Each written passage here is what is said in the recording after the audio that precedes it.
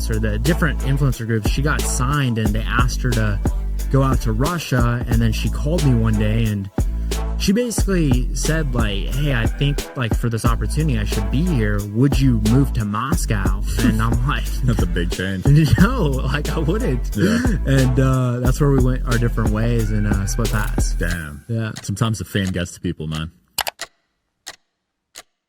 Wherever you guys are watching this show, I would truly appreciate it if you follow or subscribe. It helps a lot with the algorithm. It helps us get bigger and better guests, and it helps us grow the team. Truly means a lot. Thank you guys for supporting, and here's the episode. Alrighty, Nikk Legend here today. Dylan Vanas's business partner. Nice to meet you, man. You as well. Yeah, I've known Dylan for a few years. He's spoken highly of you.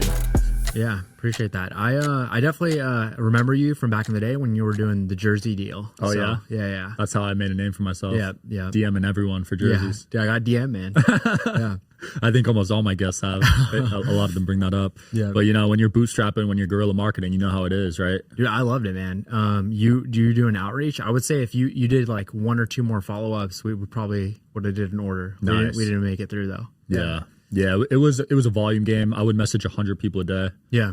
And I was just broke, so I was seeing what opportunities could come. Some of them led to big deals, actually. Yeah, no, I believe it, man. Yeah. But I want to get into your journey, man. You do some interesting stuff. You've been through a lot. Dylan mentioned your grandma was a drug dealing kingpin. She was a rug dealer. And when I was growing up, man, I remember the first moments in my life where I actually become aware of it because I was so young.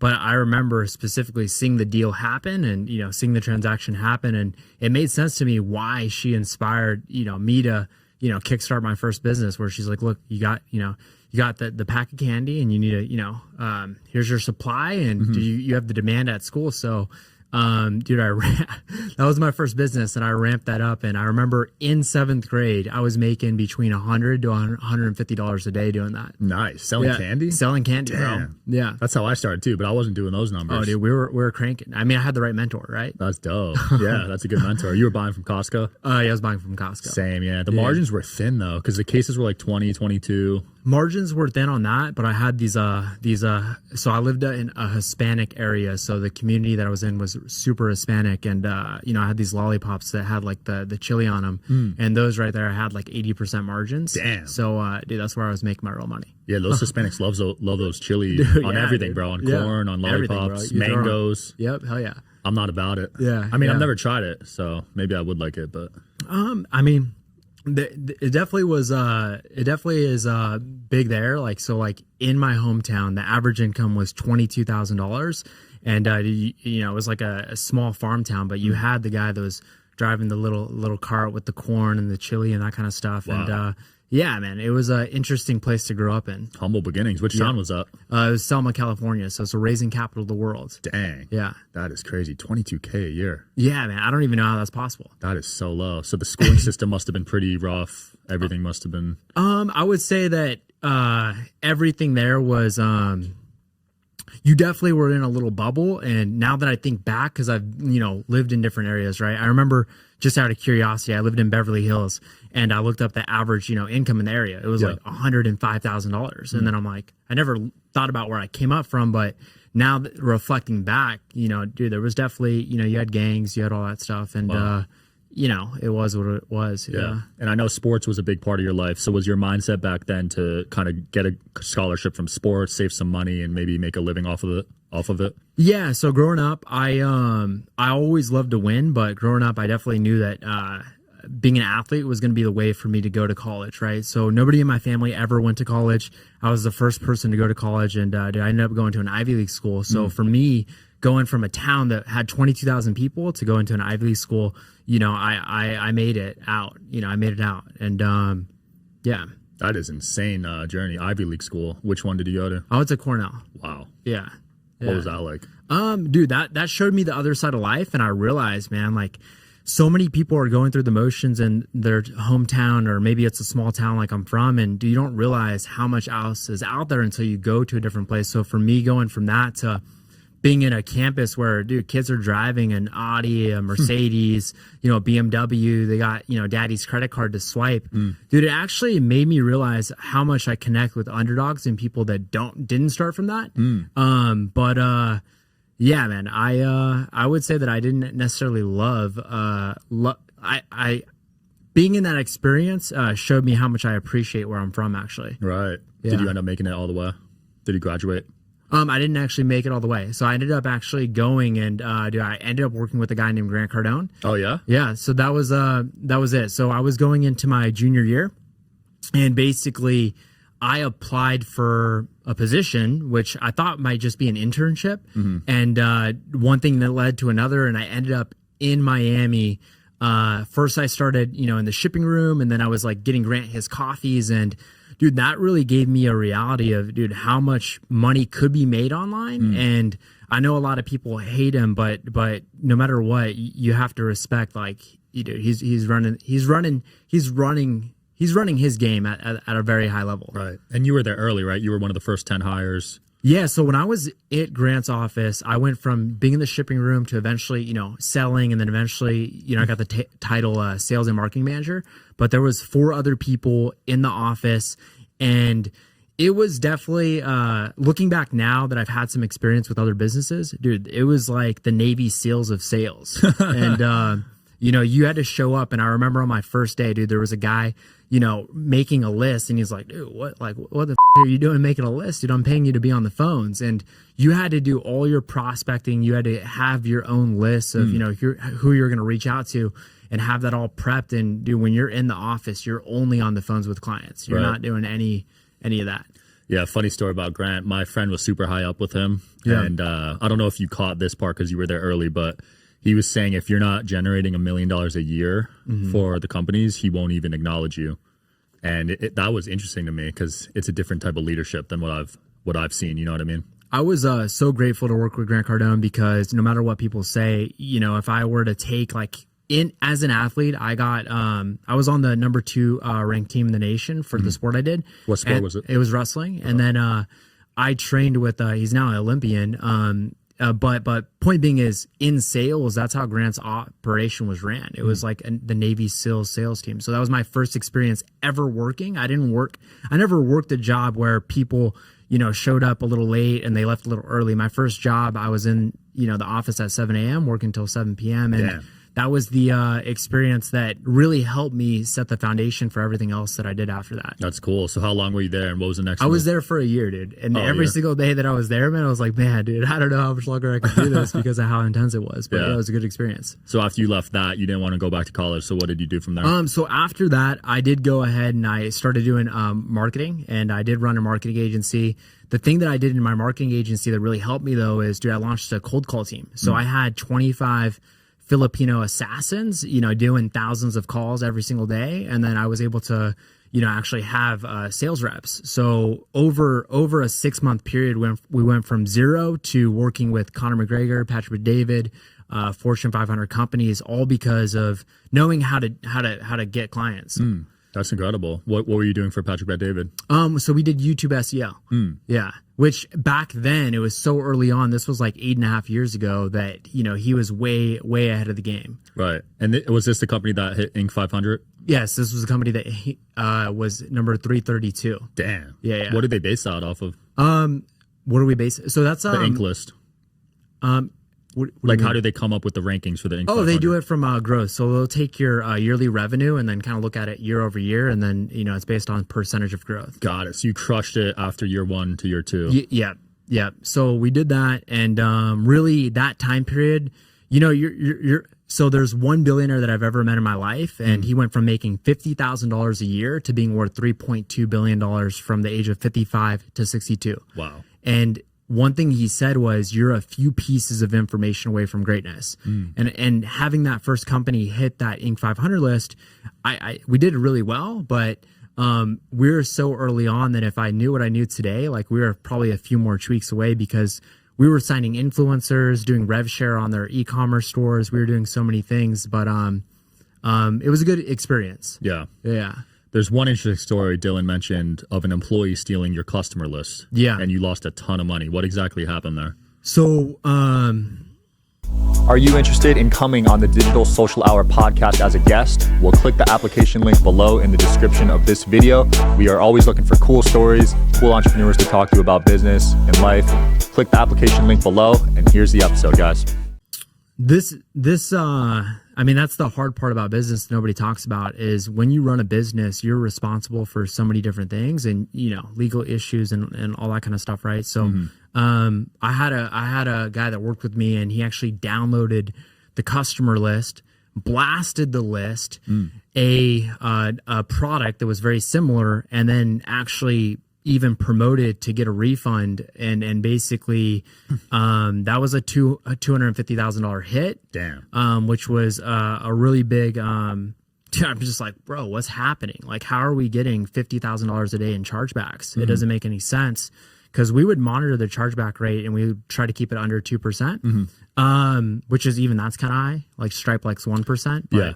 I've been banned off all those, dude. Yeah. Stripe, PayPal, you name it. So now, dude, I'm super anal about payment processors, and I always have to have 3 at one time. Same, yeah. If you don't have at least one backup, it's a huge L, because not having a backup, you can't sell without a payment processor. You can't sell without a payment processor. And I mean, I think that's like, you've had businesses, right? So it's like, dude, nobody talks about like the things that go on behind the scenes where, you know, yes, you get all the praise and glory of, you know, the revenue and the income, but at the same time, you're also responsible for every single thing in that business. So there's a lot of liability and headaches on the back end. Tons. I mean, no one wants to admit their legal problems, but everyone at our level has them. You know what I mean? Everybody has one. For me, I actually had a good stretch where I didn't ever get served. And I remember the first time, I'm like, oh. First time I myself, I developed agoraphobia. It was terrible. I mean, they don't teach you how to defend, so you're just super scared about losing everything. You know what I mean? Yeah, totally. So now I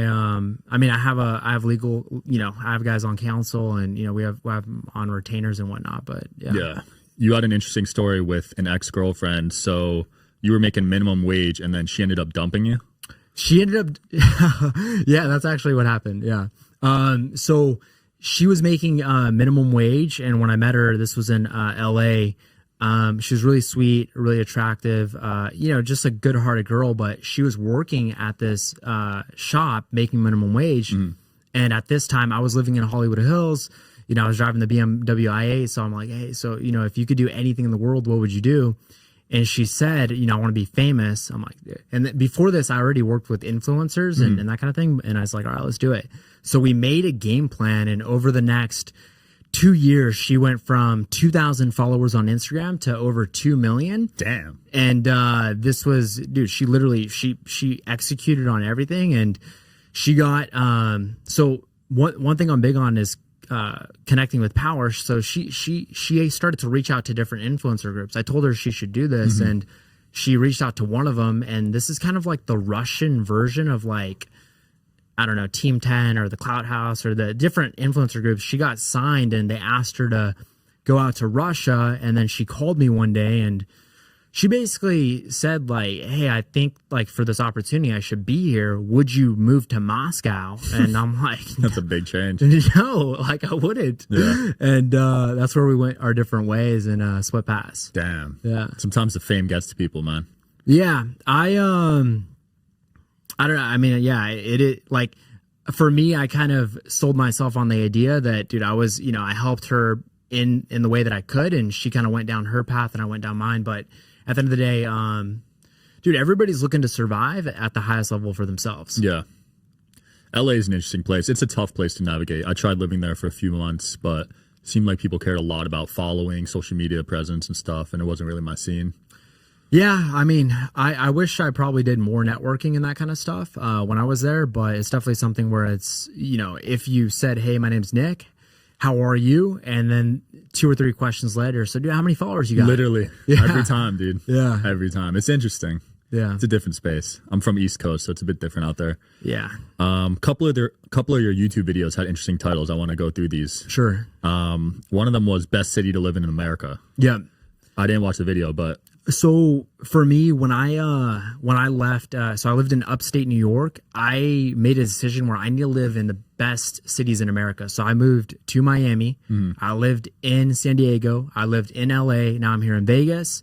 And I really wanted to experience what those were like. So I tried moving to each one, and overall, I've came to the conclusion that, you know, each place is going to have their ups and downs, but you do need to have the right people around you, and that's the thing that really makes the space great. Right. So you could be in LA and have, you know, a horrible experience. You could be in San Diego and have a horrible experience, but ultimately it's the people around you. And I would tell people, like, get to a big city, because that's where you'll find opportunity. Yeah, I love that though, because people focus on the actual city and not the people part. I think the people should come first. Totally. And I think you know, for my friends at least, I did always work with a lot of friends through my first couple companies. You know, it's kind of natural. And dude, it was amazing to be in a new city with even people you know or grew up with, and everybody's kind of going from you know, point A to B. Yeah. Another one of your videos, I tried out semen retention. Now, a lot of guys our age obviously are busting every night, or at least a few times a week. So what was the idea there? Yeah, so for semen retention, a lot of the guys, just in general, you know, they're watching for, you know, daily, weekly, you know, it is what it is. So for me, I first started using semen retention when I was an athlete. So before state or nationals, I would not nut for at least 4 months. For wrestling? For wrestling. And 4 months? 4 months, Damn. yeah. So by the time I would compete, I was loaded up, dude. I was ready. Yeah. And then I just realized, all right, maybe if I did this in business, so dude, I just made a commitment. I'm going to go ahead and I'm not going to nut until I make $1 million business. And it worked. But how long did it take? So it took about, so when I did this actual experiment, it was about 6.5 months. Damn. Yeah. That is a long time. That is a long time. And dude, I actually, this sounds weird. Like, if somebody told me to do this, I you know, like 10 years ago, I probably wouldn't have done it, but I did hire a coach, which sounds weird. Like, what did he do with you? You know, did he, you know, what do you actually do with that? But, yeah, man, semen retention's amazing. You know, if you read Think and Grow Rich, like, it's one of the principles in there. And the big thing to making it past, you know, a week or a month is actually breath work and understanding how to actually control your breathing. So I do Wim Hof breath work. Is it similar to that, or is it different? Similar to that, yeah, similar to that. But you also want to visualize and kind of move that energy throughout your body. Which, you know, I don't want to get too, I guess, spiritual or anything, but yeah, you gotta know how to control your breath to move the energy. I'm big on energies, and I do believe in sexual energies and like being able to transmute it into. Totally, man. And I'm gonna say this: these are some weird practices that I've done on my end, but from that hometown where, you know, people made $22,000 a year, dude, there's multiple people in my phone book that have worked with me. Maybe it's for a year or 2 years, that became multimillionaires from that town. Wow. And, you know, the thing is, like, there's like these practices that we just all did. So, yeah, I think they work. Nice. Last title was, can you afford having a girlfriend? Okay. Yeah. So is there a dollar amount that you recommend guys to have before they pursue dating? Dude, I definitely believe that a guy should make $150,000 to $200,000 a year before having a girlfriend. Damn, that's pretty high for most people. Well, I think if you maybe live in a farm town in the middle of nowhere, maybe you can get away with less. But like, if you want to really have a family today, and with the way that inflation's happening and the prices of coffee and just your normal stuff, do you need to make a lot of money? And the thing is this: I feel like a lot of people that don't make $150,000 to $200,000 a year, they end up with a girl that they end up settling for at the end of the day. So it's like, yeah, if you want to actually, you know, have a relationship where you're not worried about money, which is the #1 reason for divorce, then you should make a lot of money. Yeah. It definitely helps the pool, I think, because a lot of girls like to date up. Yeah, they like to date up. And, you know, if you win and, you know, one of my guys, actually, one of the videos I was in was a guy named UD Pranks. And the video had like 18 million views, and his whole channel's about, you know, gold diggers and tricking girls. I've seen that, yeah. The fake Lambo and stuff. Yeah, yeah. They actually, so some of them are fake Lambos. For me, he just came to my house and, you know, they kind of set this girl up, and dude, 9 times out of 10, the girl leaves for a guy with more money. You know? Wait, I've seen that. Yeah, the girl has a boyfriend, right? And then they film if he'll cheat on her. Yeah, exactly. Yeah. So 9 out of 10 out of times, they do leave for a guy that makes more money. And I mean, you know, as a guy, your main role is to provide and be a provider. So, yeah. That's rough, knowing you can be replaced for money, but... Yeah, I mean, ideally you find a girl that doesn't care about that. Yeah. And, you know, I think that was one of the things when I was living in LA, I had that in the back of my mind is like, dude, every single girl I meet here, is she with me because I have a $200,000 car? Is she with me because I have a Rolex? Or is she with me because she genuinely, you know, is interested in me? Yeah. That must have been tough dealing with that in LA. I mean, dude, I guess, you know, it's not like you know, it's a small problem to have in comparison, I guess, to other problems out there. But it's all relative. You know, it's definitely something in the back of my mind when I was dating girls in LA. Yeah. What's it like dating in Vegas? Any different? In Vegas, the girls are even rattier. Really? Yeah. Most girls, I don't know what they do in the water here, but a lot of girls in Vegas, a lot of the girls are bisexual. Interesting. Yeah. So like for me, when I first got to Vegas, I was single, and I would say if I went on 10 dates, at least 4 or 5 of the girls were bisexual. That is weird. Yeah. Yeah. There are some crazy stats on like the amount of kids in public schooling these days like that are gay or bisexual or trans compared to when we were there. True, yeah. It like 10x though, apparently. It's like 3 out of 10 or 2 out of 10. Something absurd. Crazy, yeah. I heard right? 1 out of 4 at least. Yeah, yeah. I mean, when I was in school, maybe 2 kids in the whole school. Yeah, I mean, for me, I think there was like I went to a school, it was probably like 1 out of 100 or something. Yeah. Pretty super low. Yeah. And it's been only 10 years, so it's really concerning. At the current rate, everyone's going to be gay. You know what I mean? Dude, at this current rate, like, dude, the competition for a guy that, you know, if you make 150 to 200 grand and you could just stay straight, dude, you have good You're odds. set, bro. You have set. good odds. You had an interesting take on comparing yourself to others, right? Which is something a lot of people struggle with. I used to struggle with it heavy growing up. So how did you get out of that mindset of comparing yourself? Man, it was really tough. I would say that for me, I didn't really get out of that mindset until I actually started to know myself at a better level and actually started to, you know, spiritually like develop and go through a journey. And the thing that really did help me was, dude, I did do Scientology. Oh, yeah? Yeah. So that helped me out a ton. And I would say that there was a point in LA where I was doing it for 3 to 4 hours a day. And as that process went on, dude, I did realize a lot about myself. Now, this is curious to me because Scientology, I see get a lot of hate on social media. I don't know much about it. So what specifically about it really helped you on that journey? For me specifically, when I studied Scientology, dude, everything that I looked at it from a point of view of like what the information is. So it was all very practical information. But I eventually had the realization that, dude, there was a point where I was operating in the world from the lens of, dude, what do other people think about me versus me operating through the lens of just, dude, what do I think about this situation? Wow. And that realization was a big shift for me. Dude, I used to live like that too for probably like 23 years. What do people think about this decision I'm making? Yeah, versus So bad.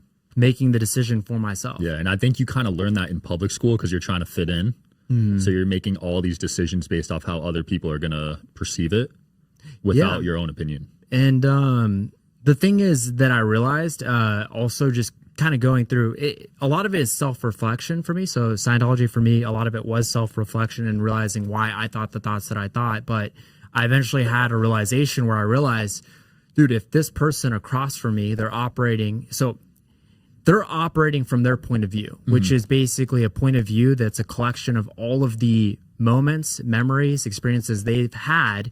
And the reality is most people that are operating on a daily basis, dude, they're not necessarily happy with their own lives, and they're operating in a reactive state versus being in present time. Right. And these concepts for me connected with, you know, like Eckhart Tolle and just other things I was reading, but I guess it kind of it was a different experience actually going through that process and actually doing Scientology. Yeah, that was a big change I made last year, being very careful who I listen to in regards to information and what I'm listening to in terms of like podcasts, music, television.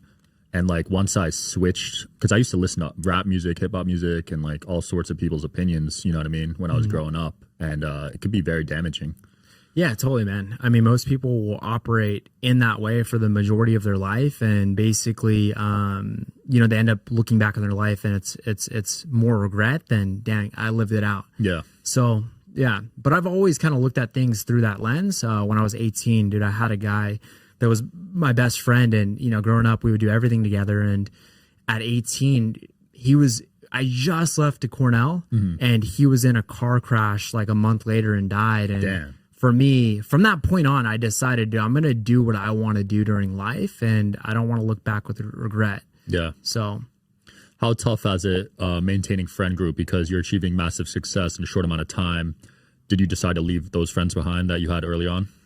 No, so in my closest circle right now, like the people that I would say, whether it was from 10 years ago, and I would say this, my original group of friends in high school, I definitely am not as connected, but there's a group of friends that I have from my hometown, and they went out and did their own thing. There's actually another girl from my hometown. I forgot what she was at. She's also Inc. 500. She was one of my first clients, but there's, a group from there, and they all have this similar, mindset of trying to improve themselves, trying to get better, that kind of deal. Yeah, I love that. Yeah. We're in a society built off instant gratification these days. Was that a big mindset shift you had to make to get out of that? I would say I was always pretty good with fighting instant gratification, because I was always pretty goal oriented. But at the end of the day, even now, it's tough, man. There's so many. So everything is instant, right? From our food to, we even got Instacart, which I love. I use that shit daily. Yeah, dude, every day. So, it was pretty easy to break out of that. Yeah, I feel that. What are you working on these days? I know you've done a bunch of different industries. The marketing agency you no longer do, right? I'm no longer doing that. Okay. So from that company, what did you do after that? So what I'm really focused on right now is implementing, AI and different tools to make our business more efficient. And what we're doing right now is we are doing rev share deals with people that have personal brands or followings, and we'll basically build out your back end ops. I run a sales community that has 7,000 sales reps, and we also have basically a process where we IQ test people, personality test people, and then we'll place them in the company, so we can help someone really build out their back-end infrastructure in 30 days if it's the right fit. So that's a really big thing that we have attention on this year. The other thing is the agency box software and building that out as well. Dude, that's sick. Please send me that IQ test. I've been wanting to take one of those. Okay. But do they take like 4 hours or something? So this one's about an hour. Okay. So one thing so this is kind of what we look at on the IQ test is, above 125 is good. And that's a person you could promote as like an executive or a manager. And you have to be careful doing that, because everybody would, I don't know what the legal rule on that is, but we're just kind of like, no, IQ doesn't matter, but it's like, hey, no, that's not the manager. Interesting to see you place that much emphasis on IQ in a business, because IQ, I feel like, because there's certain people that have high IQs, but they can't do business. You know what I mean? Yeah. So what's your take on that? I've seen different studies where, high IQ, is too high is a problem as well, right? But just from me working with different people, like I would say even over the last year, dude, we've IQ tested and personality tested over 500 sales reps.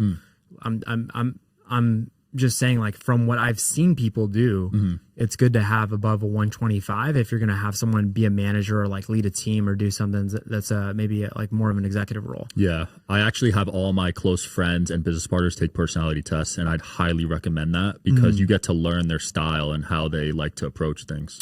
Yeah, totally. And that's another thing is the personality test. You could also see trends there, and it's not do or die. Like, we have people in the company that have 105, 110, and, we'll hire them. But I wouldn't expect for them to run like a big team, honestly. Yeah. I also have the dark triad test. Have you heard of that one? Yeah. In 2018, I was in like Ty Lopez's mastermind. Oh, nice. Like the 25K one. And he was really big on that. I did take that. I never really used it in a company though. Yeah, it's good to know in your dating partner at the minimum, I'd say. Sure, I gotta apply that. He makes all of those girls take it. Yeah, I do. Yeah. I mean, dude, if they score 99 in psychopath, yeah, that's not good. Yeah, it's not good. I definitely probably could have used that earlier on. But, yeah. I know you said you want to move to Miami next, right? Yeah, Miami. I have a few buddies. I have a few buddies that have moved out there. One of them being my buddy Zane Jan, and I have some, just other. Most of the people that I met in San Diego or in LA, have moved to Miami. Honestly, I'd say Miami or Vegas right now are the hottest too for people our age in the social media space. Yeah. I think that I like being on the East Coast better than being on the West Coast. How come? Because like if I start my day at 6 o'clock or 5 o'clock, it's almost like I have 2 days if I'm on the East Coast. I feel that. Yeah, it is tough out here. You got to wake up earlier just to compete with the East Coasters. Yeah, totally. And aside from that, it is something also where my girl's family's in Canada, and it's I would say overall, when I was in Miami, since I was working at Grant's office and I was just doing enough to get by, I wasn't like really flourishing. Yeah. It would be a different experience to go back there. Absolutely. Do you have minimum IQ requirements for your girl? For my girl, dude, she's high, bro. Like she's actually. You made her take it? She did take it. That's funny. I didn't make her take it, but Okay. she did take it. Yeah, she's above 135 though. Damn, that's genius level, right? Yeah, so she is nearly genius. Yeah. Wow. What are you? A little higher. Damn. God damn, you're Stephen Hawking out here, man. No. I'm not. That guy was 160. No, I know, about 160. Dylan's actually, dude, he like has like 1 or 2 points on me. Yeah. But he took the test like 5 or 10 times. Oh, that doesn't count. Bro. So you got to take the first score because then you could just. Is it the same questions? Yeah. I think they shifted up a little bit. Oh, okay. Yeah. I'm really curious. I'm gonna take it tonight. I'll text you what I got. I think I'm like 130. All right, dude. I'll have it sent over. You send me an email. We'll send you the one that we run people through. I'm cool being in the gifted one because I've heard about geniuses. My dad was a genius. Oh, He had a wow. 155. Oh, man. He was insane, dude. Because when you're too smart, it's like almost a. It's almost difficult. I heard it's difficult to connect with people, but He had Asperger's and he couldn't connect with people emotionally. yeah, It's tough. Before I did sales, I was an introvert, so I had this thought in high school. I was like, I'm only gonna talk to somebody that's like relevant to what I have to do on a daily basis. And I had one best friend, like I said, and I was super introverted. I did sales specifically because communication was my biggest weakness. Wow. So I figured, all right, let me go and attack that first, and that's why I did sales. I was a massive introvert. Starting this podcast, one of the most hardest, uncomfortable things I've had to do, honestly. Yeah, I mean, yeah, I bet. And you did the same thing. You kind of went 0 to 100. You're like, yeah, I'm gonna do a podcast. Let me do 1 podcast a week. Instead, you did let me go ahead and do 4 or 5 a day. I go all in when I put my mind to something. Yeah. But I notice you grow the most when you put yourself in those situations where you're uncomfortable. So I just went all in. Yeah, man, you really did. I think that the other people that I've met that are introverts, and I do think it's something where you can. I would start with sales or communication. I would throw yourself in the fire and do a job where you're gonna absolutely hate it. But one thing that I've realized is, like for me, I learned sales, so I never have to do sales again. Now I know how to teach someone how to do sales. Love it. Yeah. Nikk, it's been a fun episode, man. Where can people find you and learn more about you? So you can find me at skillstacking.io. Just put your information in there, and my team will be in touch, and you can follow our stuff. Take that IQ test, guys. Yeah. All right, we'll link it in the video. Thanks for watching as always. See you tomorrow.